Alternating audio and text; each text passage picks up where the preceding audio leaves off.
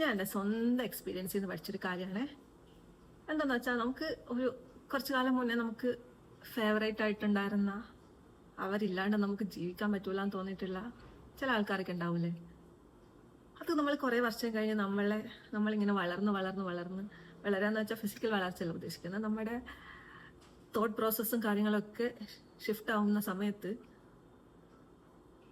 നമുക്കിതിനെല്ലാം opposite ആയിട്ട് ചിലപ്പോൾ feel ചെയ്യും. അന്ന് നമുക്ക് ഭയങ്കര ഫേവറേറ്റ് ആയിട്ട് അവരില്ലാണ്ട് പറ്റൂല എന്ന് തോന്നിയ ആൾക്കാരൊക്കെ നമുക്കപ്പോൾ അയ്യേ ഇവരായിരുന്നോ എന്ന് നമുക്ക് ചിലപ്പോൾ തോന്നും.